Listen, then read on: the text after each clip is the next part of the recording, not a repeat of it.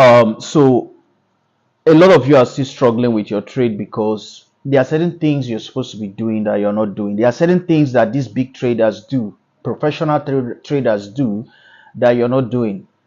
Okay, some of you don't even know that most trades you take are meant to be journaled. This is what separates a consistent trader from a gambler.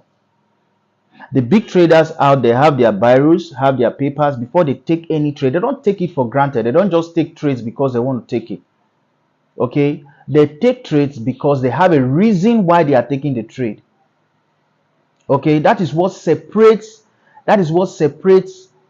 a consistent trader, a professional trader from a gambler.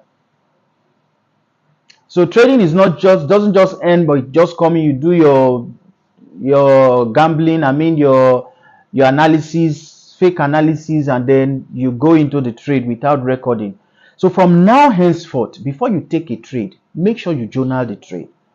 Get a biro, get a paper or a notepad. It's very important that you get a notepad and a biro.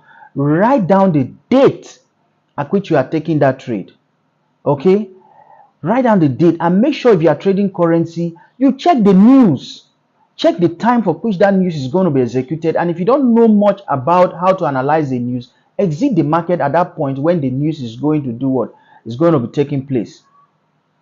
But if you do know how to, go about it, then fine, you can trade the news. But if you don't know how to trade the news, please exit the news. It's very important that you record the currency pair you'll be using to trade. Record it, write it down. Okay, record the currency pair you'll be using to trade. It's very, very important. Then know the number of pips you are taking. Write the number of pips you are taking. Write it down. Write your stop loss. Write your take profit. At the point where you're supposed to take, put in the prices there. That from here to here, I'm going to take my profit. From here to here, if the market doesn't take me in for a profit, it should take me in for a loss. Write down all your losses. Write down all your wins. If you're doing a break even, write it down. And for each trade you take, don't forget that it has a risk to reward ratio. Write down the risk. If you are risking 1%, what are you risking in the trade? You should have a reason, a risk to reward ratio, a reason why you need to put in that trade, what you want to lose in that trade, and if the trade goes your way, what you're meant to make. So you see how you plan your trade. That's called journaling. It's very, very important you do these things. And you must have a reason why you are buying or selling.